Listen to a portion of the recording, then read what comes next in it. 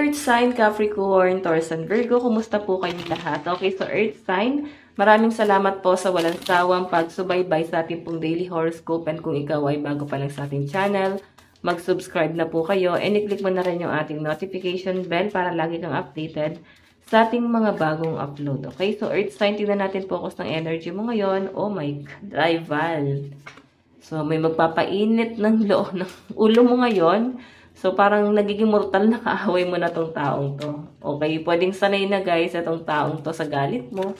So, ayan, Earth sign. Meron lang guys, medyo magiging conflict or magiging irritable ka. Pwedeng hindi mo guys nagustuhan yung service nila or hindi mo guys nagustuhan yung ugali ng taong yan. So, may nakikita kasi ako guys, magpapasensya ka pero talagang mapupuno ka rin. Okay? Sige, tignan pa natin. Meron tayong innovation. Okay? Siguro yun nga guys sa service. Parang hindi ka guys sang-ayon or hindi ka guys na-satisfy siguro. Okay? Pwedeng sa in-order mo. Or pwedeng sa nung dumating yung product mo. Okay? Iba sa inyo guys, pwedeng ko sa celebration to guys, hindi ka na-satisfy sa service ng catering. Okay? Or pwedeng nasayang guys yung effort mo. May nakikita kasi ako guys, parang medyo maging irritable ka talaga ngayon. Meron tayong feed. So, patungkol talaga siya guys sa food. Okay? Ayan. Baka may mga magsiswimming ngayon, Earth sign. So, parang buong family to, no? So, pinapakita sa akin dyan. Meron tayong death. So, new beginning to guys, pagdating sa pamilya, nandun kasi sa point na, parang ngayon lang siya guys nangyari. Yung parang sama-sama ng ganito. Kasi laging hindi siya guys nabubuo. Pero sabihin na natin guys na may mga scenario na talagang may kulang pa rin kahit sabihin na parang nabubuo naman siya. Masaya ka naman din guys sa ibang sa kabilang banda, pero sa kabilang banda parang nandun pa rin sa point siguro na nadidisappoint ka din. Okay, kasi nandito guys yung death and revert. So, pwede guys na may yumao dito na namimiss nyo. Pwede kasi guys na, ayan, sama-sama kayong pamilya, tapos merong isang tao na nawala na sa pamilya na parang namimiss nyo, na parang sayang kung kailang buo na sana, hindi pa in-enjoy, hindi pa na, hindi nyo pa guys nasulit, na parang sama-sama. Hindi, parang mapifeel mo talaga na hindi na guys nabubuo. Okay? Pwedeng sa pamilya kasi yan guys. Okay, pero sa point na wala parang tatanggapin nyo na lang din. So, ito siguro guys yung magpapatrigger sa'yo.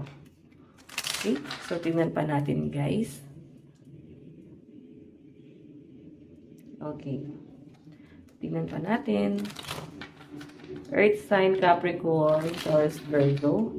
Gabay, Kapalaran, Spirit Guide. Okay.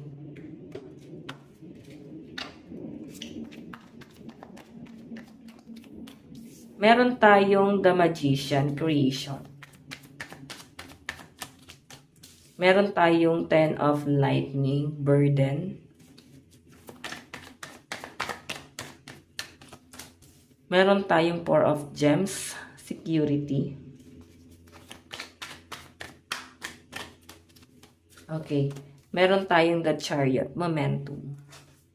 Okay, so dito tayo guys sa rival, no? So, I think may baka meron ka guys gagawin ngayon na parang pwedeng hindi guys mapagkakasunduan. So, may mga magugulo dito. Parang yung mga plano mo, hindi siya guys mangyayari.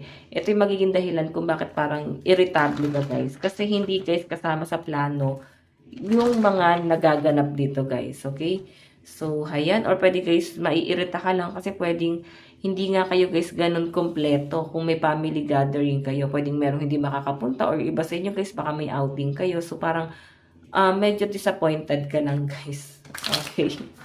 So, lucky number nyo pala guys, 1, 10, 4, and 7. So, ito guys, innovation. Ito yung nagiging burden mo. So, I think ikaw lahat ang nag-aasikaso. Kaya siya guys parang nagiging burden kasi ikaw lahat guys nagpa-process. Sobrang sipag ng mga earth sign guys. Sa malinaw na pinapakita po sa akin dito. Okay, so ito naman guys, speed and security. So, siguro, ayan, sabihin na natin na parang medyo magiging galante ka talaga ngayong araw. Pero, naka-budget naman yung iba mong pera. Like, yes, magiging galante, pero nakatipid pa rin yan guys. Okay? nakabalanse yung pera mo, meron kang tinatabi, meron kang ipon, hindi mo siya guys gagalawin. So marunong kayo guys mag-manage ng pera, no? Lalo na guys kung ito ay celebration talaga, kung may magba-birthday dito. So ito naman guys, debt, ayan, momentum. Parang ang bilis talaga ng panahon. Siguro meron ka talaga mamimiss na nawala sa buhay mo. At marirealize mo parang ang bilis niyang kinuha sa inyo. Ganyan. Okay? So parang nangihinayang lang yung energy guys. Tingnan pa natin guys, earth sign.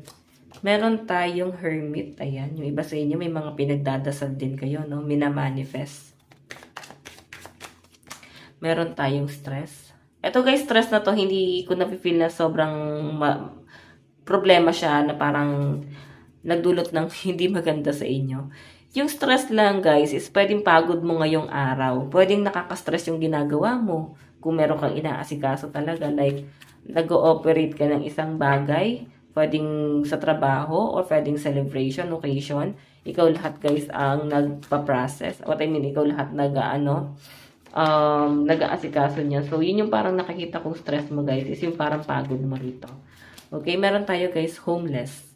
Ayun, no, parang feeling mo, wala bang tutulong sa akin? Nakakapagod eh. So, pwedeng pangangaral din to guys. No? Meron kang pinangangaralan na isang tao na parang hindi guys nakikinig sa inyo. Kaya parang naiinis ka. So, parang di ka man lang guys pakinggan itong taong to. Okay? Yung ina-advise mo naman sa kanila guys is yung makakabuti naman sa kanila eh. Okay? So, tignan po natin. Advice. Meron tayong abundance is a state of mind. Okay? So, yung iba sa inyo guys ay baka maging grateful kayo na talagang nagpo-focus talaga kayo guys sa ano nyo, sa future nyo talaga, lalo sa pera nyo. So, yung iba sa inyo pwedeng rin nagiging stress mo talaga. Okay, kasi talagang nag-iipon ka o baka may pag-iipunan ka talaga in the near future. So, yung magiging stress mo dito, guys, is yung maglalabas ka ng pera. Kahit sabihin natin, guys, na nakamanage naman yan. Nakikita ko kasi, guys, sa inyo, parang hindi naman siya kuripot. Parang, ano lang talaga, gusto mo yung ilalabas mong pera is worth it yung magiging service or yung magiging balik siguro. Okay? So, yun guys, ito lang po ang inyong reading. Bukas po ulit. God bless and love you all. Bye-bye!